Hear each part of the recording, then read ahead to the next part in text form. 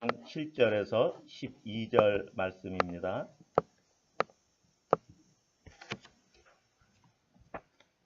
하나님의 말씀 에베소서 1장 7절에서 12절 말씀입니다. 저와 여러분이 한 절씩 교독하시겠습니다.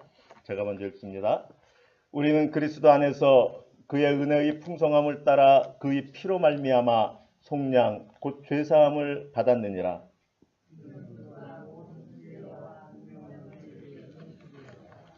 그 뜻의 비밀을 우리에게 알리신 것이요 그의 기뻐하심을 따라 그리스도 안에서 때가 찬 경륜을 위하여 예정하신 것이니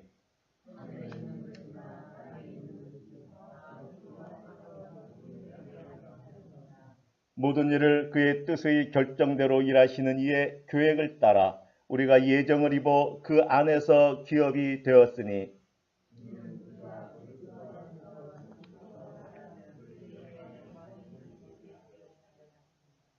아멘. 본문 말씀을 중심으로 성자 하나님이란 제목으로 하나님의 말씀을 대언해 드리겠습니다. 먼저는 구속에 대해서 살펴보고요. 두 번째로는 하나님의 비밀에 대해서 같이 은혜를 나누겠습니다. 먼저 에베소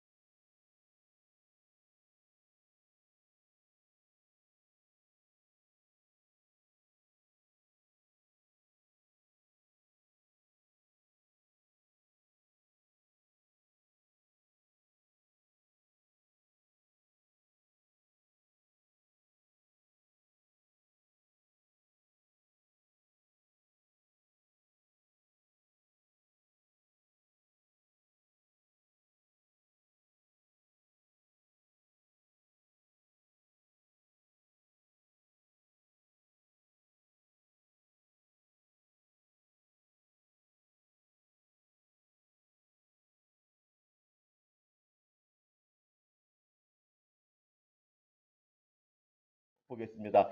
오늘 본문이 조금 문맥이나 글이 상당히 어렵습니다. 그래서 표준 세번역으로 7절을 다시 한번 써봤습니다.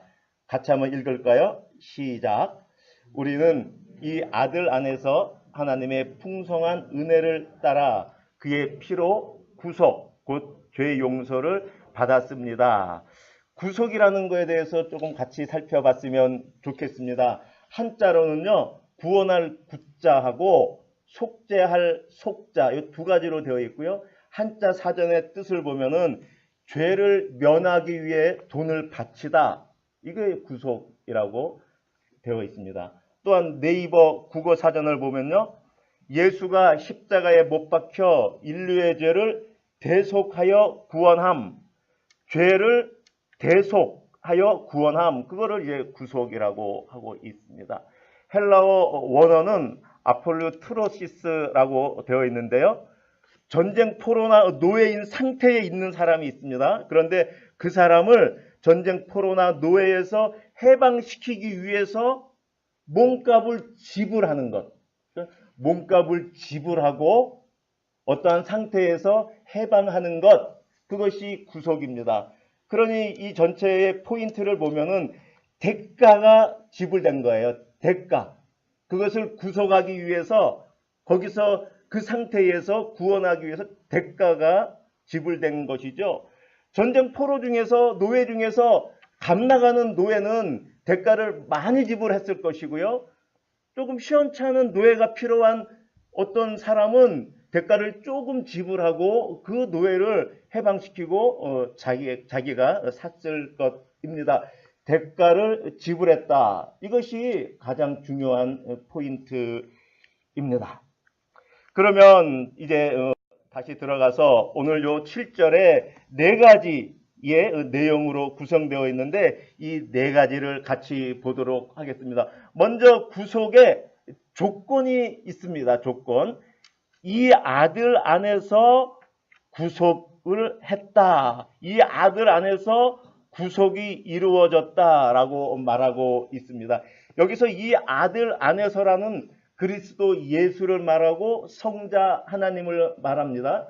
성부 하나님께서는 구원의 계획을 창세 이전에 아직 창조가 되지 않았을 때, 아직 아무것도 없었을 때에, 우리가 존재하지 않았을 때에 하나님은 영원 가운데서 계획을 세우신 것이죠. 우리를 선택할 계획, 우리를 양자 삼으실 계획을 세우셨죠. 그런데 이 아들 안에서라는 이 말씀은 이 아들이 시간 안에 들어와서 우리 역사 가운데 우리와 함께 사는 이 역사적인 이 사건으로 우리를 구속했다는 그 뜻이 됩니다. 창조 영원 가운데 세운 계획은 이 역사 안에서 그대로 구속이 실현된 것입니다. 두 번째, 이 아들 안에서라는 것은 예수 그리스도 안에서만 구원이 가능하다라는 말입니다. 아까 말씀드린 것처럼 헬라어 원어의 뜻이 노예나 또 전쟁 포로인 상태에서 구원하는 것처럼 이 구속도 인간의 억압 상태를 전제하는 것입니다. 에베소서 2장 1절에서 3절을 보면은 우리는 사단의 자식이었습니다. 인간은 스스로 구원될 수 없는 상태에 있었습니다. 그것이 전제가 되는 것이죠. 그러므로 그리스도의 도움을 받지 않으면 인간의 구속은 불가능한 것입니다. 그리스도 그 아들 그리스도로만 우리가 구속이 가능한 것을 말씀해 주고 있습니다.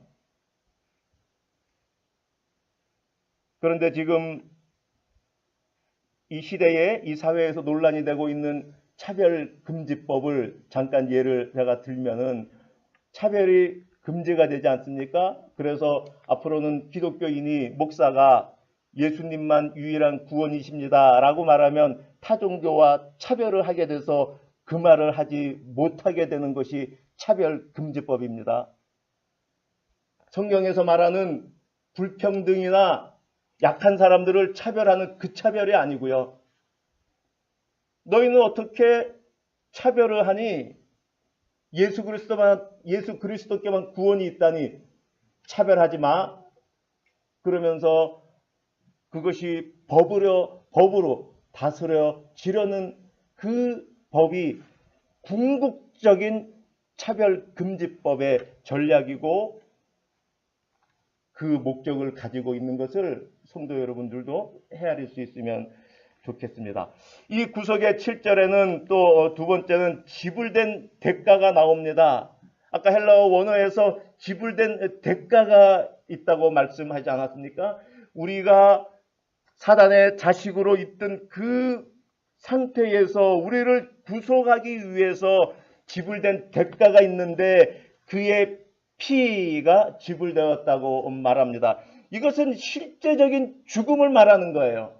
하나님이 사람을 창조하시고 하나님이 그냥 아무 적어 없이 말로 아니면 어떤 능력으로 그냥 너희는 구원 받았어. 그래서 우리가 구원된 것이 아니고 실제적인 죽음이 동반되어서 그 대가가 치루어져서 우리가 구원받았다는 것을 우리는 명확하게 인식해야 합니다. 너무 값싼 구원이 되어서 우리를 구원한, 우리를 구속한 그 대가로 무엇이 지불되었는지 잊고 살 때가 우리는 많이 있습니다.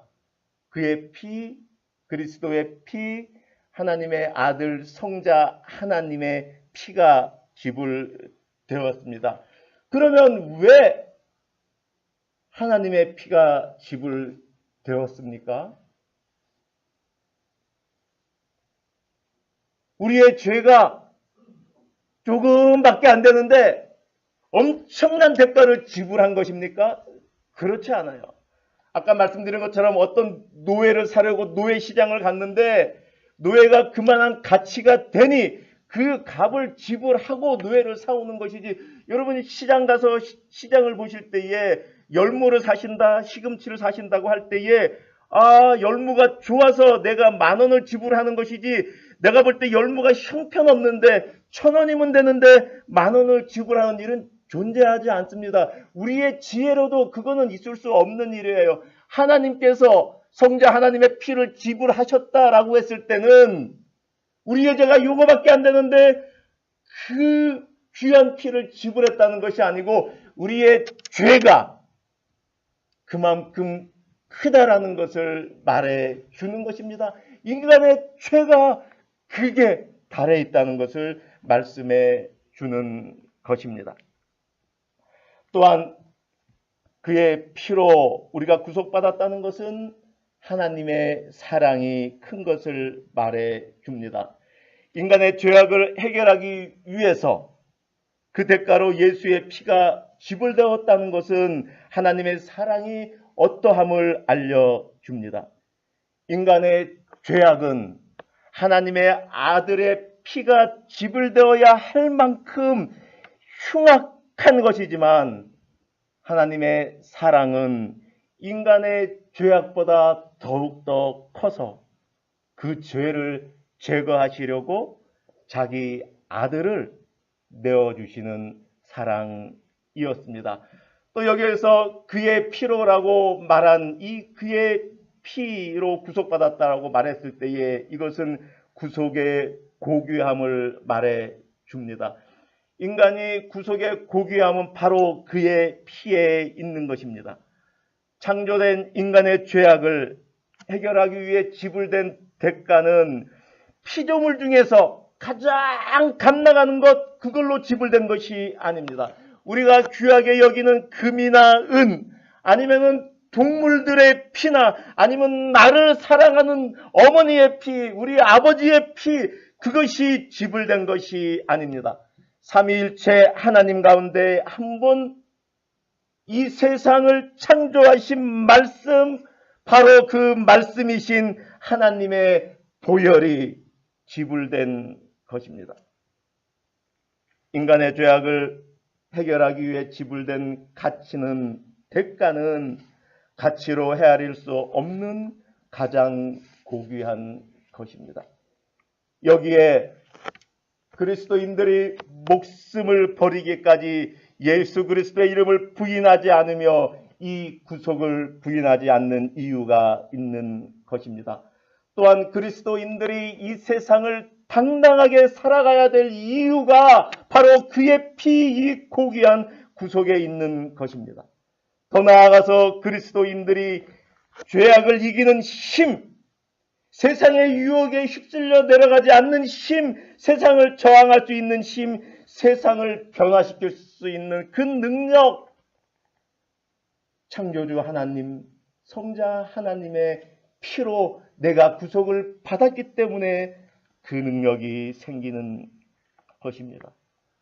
마지막으로 이 고귀한 구속 때문에 우리 그리스도인들은 이 세상에서 다른 방법으로 우리의 구원을 기대하지 않고 세상에 주는 그 기쁨으로 우리의 구원을 찾으려고 시도하지 않는 이유가 바로 구속을 위해서 지불된 피, 그 구속의 고귀함 때문입니다.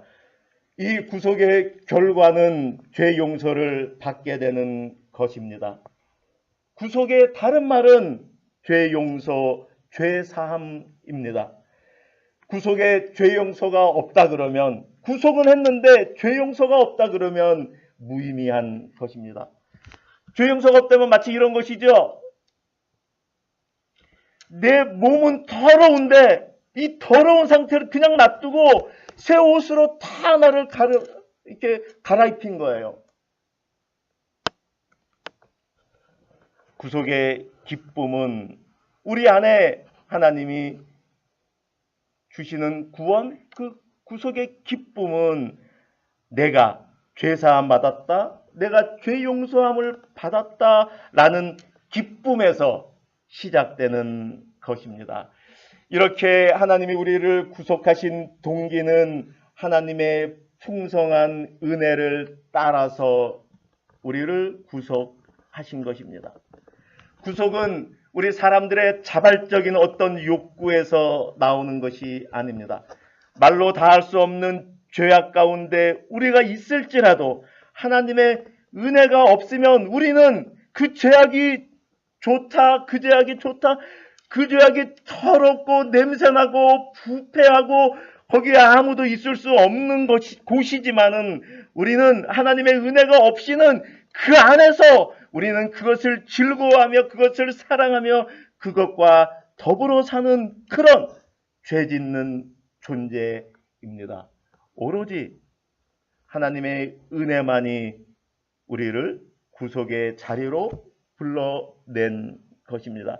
이 풍성한 은혜는 8절에 보시면은 흘러 넘치는 은혜입니다. 목적이 있는 은혜입니다. 고린도후서 8장 9절 말씀입니다. 우리 같이 읽겠습니다. 예수 그리스도의 시작. 예수 그리스도의 은혜를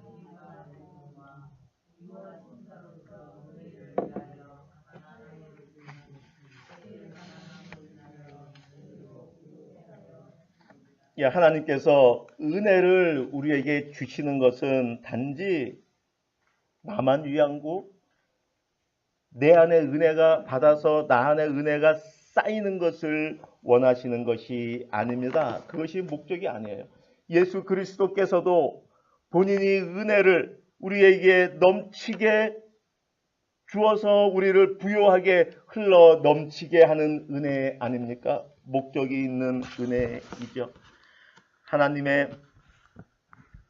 하나님께서 우리는 모두 하나님께서 주신 풍성한 은혜를 받은 사람들입니다. 그 은혜는요, 우리에게 부족하지 않습니다. 내가 그것을 꽉 묶어놓고 저축해놓고 쌓아놓아야 할 것이 아닙니다. 이 은혜는요, 풍성한 은혜입니다.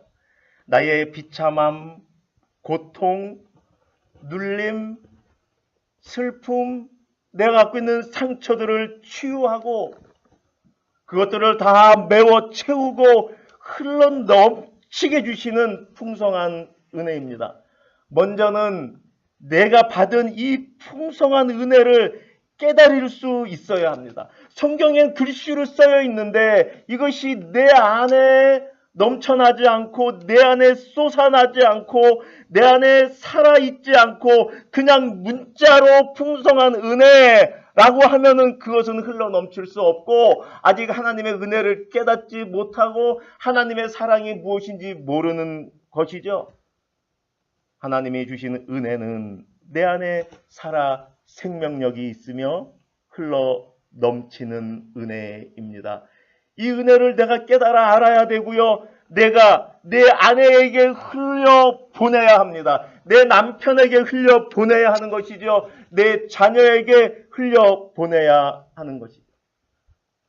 내가 받은 바 은혜를 그냥 가지고만 있으면 나에게 고여있는 그 은혜는 금세 부패해집니다. 냄새가 나게 됩니다. 나를 이기적인 그리스도인으로 만듭니다. 나를 비정상적인 그리스도인으로 만들게 됩니다. 은혜는 흘려 보내야 합니다. 내 가족에게 흘려 보내야 합니다. 그리고 한 교회로 부름받은 우리 성도들에게 서로가 서로에게 흘려 보내야 합니다. 이와 같은 방식으로 교회는 하나님이 주신 은혜를 세상에 흘려 보내야 합니다. 두 번째로는 구속에 이어서 하나님의 비밀에 대해서 말씀을 살펴보겠습니다. 표준 세번역 성경 8절에서 10절 말씀 같이 읽겠습니다. 하나님은 시작.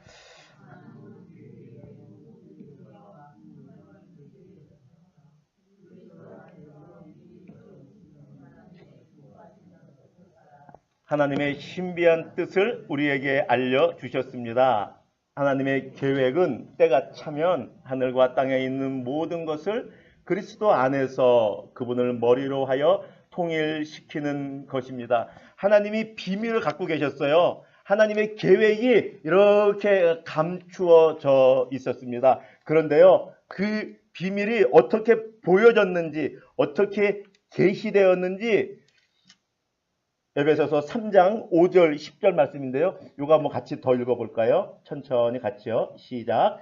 이제 그의 거룩한 사도들과 선지자들에게 성령으로 나타내신 것 같이 다른 세대에서는 사람의 아들들에게 알려지지 아니하였으니 이는 이제 교회로 말미암아 하늘에 있는 통치자들과 권세들에게 하나님의 각종 지혜를 알게 하려 하심이니.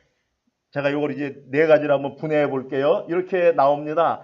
다른 세대에서는 하나님의 아들들에게 알려지지 아니했다라는 말씀은요, 다른 세대는 지금 바울 사도가 속해 있는 신약 시대입니다. 우리가 지금 있는 그 신약 시대라고 보시면 돼요. 복음 시대이지만. 그럼 다른 시대는 그 전에 구약 시대입니다. 구약 시대는 이렇게 말하는 거예요. 하늘의 비밀이 어떻게 되어 있나? 그 당시에는 충분하게 주어지지 않았다라고 말씀해주고 있죠. 분명하게 그렇게 주어지지는 않았다라고 말합니다. 이거 혹시 오해하면 안 됩니다. 그러면 구약의 성도들이 구원을 받을 때에 어떤 불평등이 있었나, 부족함이 있었나, 그 부족함을 말하는 게 아닙니다. 그 구약에 하나님의 뜻을 계시해 주시는 그 내용은 그 자체로 온전하였습니다. 그런데 신약에 지금 바울이 신약시대의 사도들이 받은, 선지자들이 받은 그 계시에 비해서 부족했다는 것이죠. 하나님이 구약에 있는 사람들을 구원하기 위해서 주시는 그 내용이 부족했다는 말씀은 아닙니다. 구약시대는 이렇게 되었습니다. 자, 그런데 이 계시가 그러면 어떻게 하나님의 비밀이 알려졌는가라고 했을 때 사도들, 선지자들을 통해서 알려주셨다라고 말합니다. 그러니까 아무나 내가 하나님의 계시를 받았다 그러면은 이거는 안 되는 거예요. 그건 이단이에요. 또한 여기서 말하는 선지자 사도들은 예수님과 함께 사역을 했던, 함께 같이 있었던 그 제자들을 말하는 것이니까 지금 이 시대에 내가 하나님의 계시를 받은 사도야 라고 말하는 것은 이단이 되는 것이죠. 이 사도, 이 선지자는 예수님 당시에 함께 신약성경에서 말했던 그 사도 외에는 존재하지 않습니다. 그 사도들과 그 사도들에게 그 사도들의 지식, 그 사도들의 어떤 깨달음이 아니고 그 사도들에게 성령으로 나타냈다라고 말하는 거죠. 이제 그의 거룩한 사도들과 선지자들에게 성령으로 나타내셔서 이렇게 알려주었다라고 말하고 있습니다. 그러면서 이는 이제 교회로 말미암아 알게 하려 하심이다. 결국은 사도들이 받은 이 계시, 이 하나님의 비밀을 어떻게 해야 되는가? 이제 교회가 이어받아서 교회가 이 비밀을 세상에 전해야 하는 것이고요. 교회가 이 비밀을 깨달아 서로에게 가르치며 또 서로가 배워 나가야 하는 것이죠. 그리고 네 번째로 이 구원은 풍성한 은혜, 하나님의 각종 지혜, 풍성한 은혜, 지혜, 총명을 주셔서 이렇게 깨닫게 한다라고 말씀하고 있습니다. 여러분, 구원은 우리 스스로 얻는 것이 아니고요. 또 구원은 복음의 말씀을 들었다고 해서 그 말씀이 지적으로 내가 깨달아져서 내가 구원을 받아야겠어. 그래서 얻어지는 것이 아니고요. 구원이란 복음의 말씀이 전하여지는데 내 안에서 성령 하나님께서 그 전하여진 복음의 말씀이 나에게 들리게 하셔서 내가 그 복음을 붙잡게 하시죠. 그래서 나를 회심시키시고 회심한 나를 믿음에 자라게 하시고 믿음에 거한 나를 의롭다 칭하시며 의로운 나에게 하나님이 거룩한 하나님의 자녀가 되라 라고 성화를 명령하시며 끝으로는 성도의 견인까지 이어지는 그 구원이지, 우리가 하나님께서 주신 이 비밀의 계시를 들었다고 해서 우리가 우리의 지식으로 우리의 총명으로 깨달아지거나 그렇게 되는 것이 아니죠. 하나님께서 이 지혜를 알게 해 주셔야 우리가 알게 되는 것입니다. 자, 이제 중요한 것은 하나님의 비밀이 무엇인가입니다. 하나님의 비밀 이제 말씀드리겠습니다. 하나님이 구속을 하시는데, 하나님이 우리 모두를 구원해 주셨는데 왜 하셨는지 그 비밀의 계획이 나옵니다. 먼저는 중요한 건 조금 이따 말씀을 드리고요. 이 전체 하나님이 구속하시는 것, 이 범위에 대해서 먼저 보면요. 하나님의 비밀은 만물을 대상으로 하고 있습니다.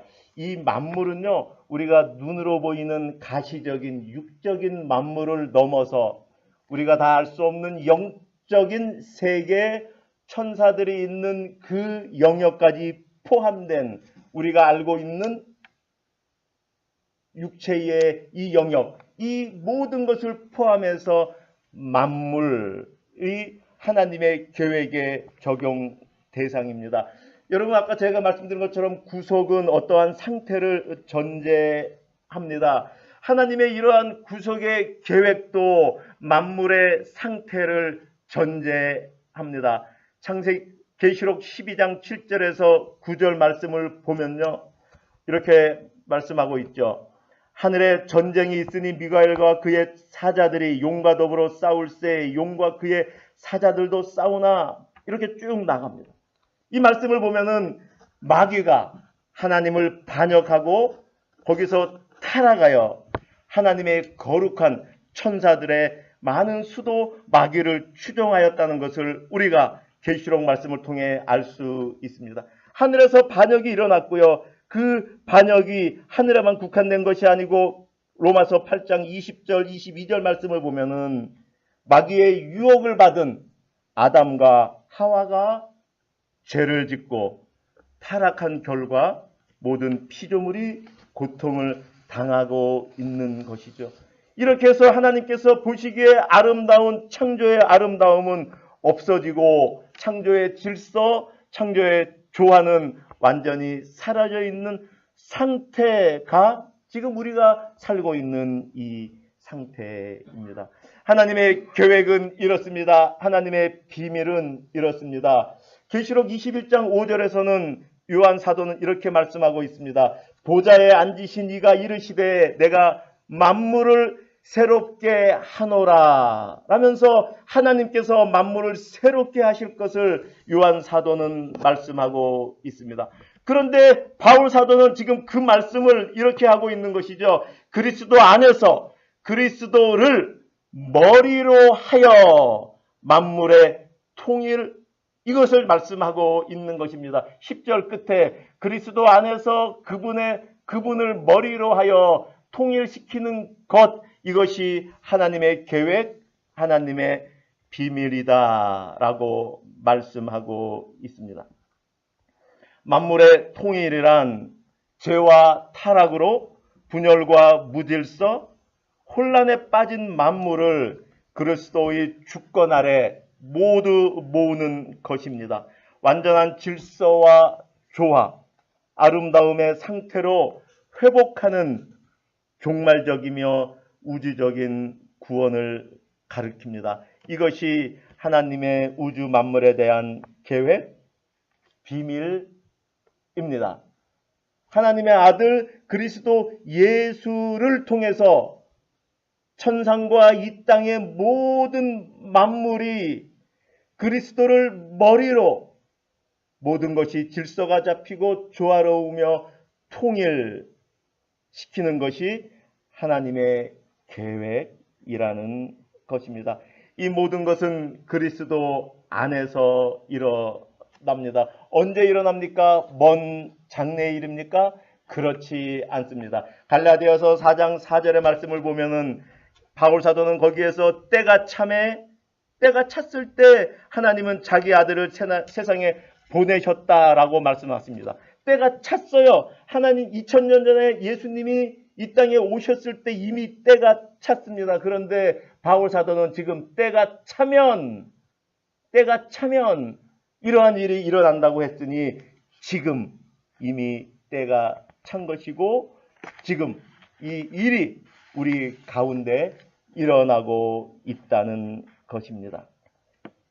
그러나 만물의 통일은 아직 완성은 되지 않았습니다. 지금은 골로새서 에베소서 말씀을 보면은 마귀와 악한 영들이 그리스도 십자가로 이미 패배했지만 아직 공중의 권세를 잡고 불순종의 아들들 가운데 활동하고 있다고 말씀하고 있고, 에베소서 6장 끝에 가면은 그리스도인들에게, 우리들에게 하나님의 전신갑주를 입고 하늘에 있는 악한 영들과 대적하여 싸울 것을 말씀하고 있습니다.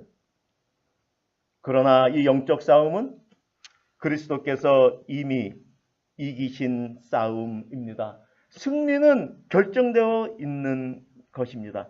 그리스도 안에서 시작된 만물의 통일은 다시 오시는 그리스도께서 마침내 완전히 실현하실 것입니다. 우리는 이 말씀에 기쁨으로 삶으로 화답해야 합니다. 그리스도를 머리로 한 만물의 통일, 이거는 그리스도께서 오셔서 그리스도께서 하실 것입니다. 문제는 내 삶을 그리스도를 머리로 그리스도에게 복종해야 합니다. 먼저는 그리스도께서 성도인 나를 통일시키는 일이 성취되어야 합니다. 그리스도를 통한 만물을 통일하시는 하나님의 계획은 먼저 나에게서 이루어져야 합니다. 그리고 나와 아내 또 우리 남편에게 같이 이루어져야 하는 것이죠. 그리고 이 그리스도를 머리로 하는 이 통일은 그 다음에 우리 교회 안에서 이루어져야 하는 것이죠. 나를 통일하지 못하신 그리스도, 내 남편, 내 아내, 우리 가정을 그리스도가 머리가 되어 통일하지 못한 그 그리스도, 우리 교회를 그리스도가 머리가 되어서 통일시키지 못하는 그 그리스도가 어떻게 우주 만물을 통일할 수 있다는 것입니까? 내가 먼저 그리스도 예수를 머리로 내 모든 생각과 내 언행 복종시켜야 하고, 우리 교회도 이와 같이 그리스도 안에서 그리스도를 머리로 통일시켜야 합니다. 오늘 말씀의 결론을